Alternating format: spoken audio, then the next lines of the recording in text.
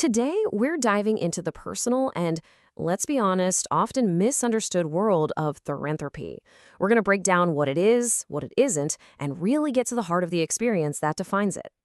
So, let's just start with a feeling. Have you ever felt deep down that you were different? Not just different from your friends, but on some fundamental level? That little nagging sense of not quite fitting into your own skin? And that exact feeling? It's described perfectly in our source material. The person we're learning from says this has been a thing since they were a kid, this constant, persistent feeling of being something other than human. It's that feeling that really opens the door to understanding this whole topic. Okay, so let's move from that feeling to an actual definition. We need to get really clear on what therianthropy is, and maybe just as important, what it is not. All right, here's the core of it.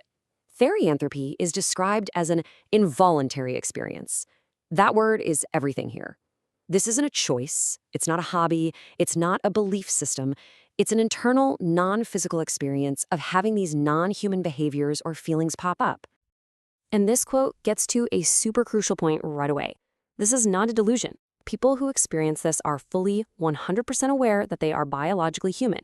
It's all about an internal experience that's happening alongside that reality. Okay, let's just quickly clear the air on some of the wild myths out there. The source is very clear. This has nothing to do with wanting to physically be an animal. That whole litter boxes in schools thing, it's noted as completely false. Also, it's not the same as the furry fandom. That's a hobby centered around anthropomorphic characters. And things like tails or masks, we'll get into it, but that's all about personal expression, not a denial of being human. All right, with that foundation set, let's get to the absolute core experience of therianthropy. And that's something called a shift. So what in the world is a shift? Well, think of it as a temporary change, where a person's perception or their internal senses just feel more aligned with their non-human side. To be clear, it's not a physical transformation. It's a really profound change in feeling and awareness. So shifts are usually broken down into two main types. First, you've got phantom shifts. This is a physical sensation of a non-human body part, like really truly feeling a tail that isn't there, or wings or ears. Then you have mental shifts, and that's more about a change in your headspace, where your thought processes and instincts just feel more animalistic. And what causes these shifts to happen? You know, it really varies. Sometimes they just happen out of the blue, with no clear reason at all. Other times, something sensory might trigger it, like the smell of a forest or a certain sound. Even strong emotions or things like meditation can bring on a shift. Okay, I'm going to say this one more time because it is the most critical takeaway from all of this. All of it, the phantom limbs, the mental changes, is entirely a non-physical experience. The source is adamant.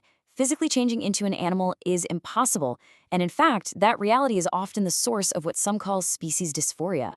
So we've covered the internal experience pretty well. But how does it show up on the outside? Well, that brings us to expression and community. Two common forms of expression are mentioned here. First, there's theriogear, which are accessories like masks and tails. These are for personal expression, and for some, they can help ease those feelings of dysphoria. Second is quads, or quadrupedics. It's described as a really physical sport, kind of like an animal-style crawl, and it's both a serious workout and a fun way to connect with that inner animal nature. But it is so important to understand that these things, the gear, the quads, they are totally optional. Someone can be a therianthrope their entire life and never do any of this. These are just tools for expression. They're not requirements at all. Finally, let's dig into a more philosophical question, right? How does this involuntary experience fit into someone's whole life, their identity? The source draws this really fascinating, nuanced line between an experience and an identity. Therianthropy is presented as something you experience involuntarily. It just happens to you. An identity, on the other hand, is often something we actively build and choose as the core of who we are. And that distinction really matters because it separates an internal feeling from a chosen label. It allows for a much more complex and honest sense of self.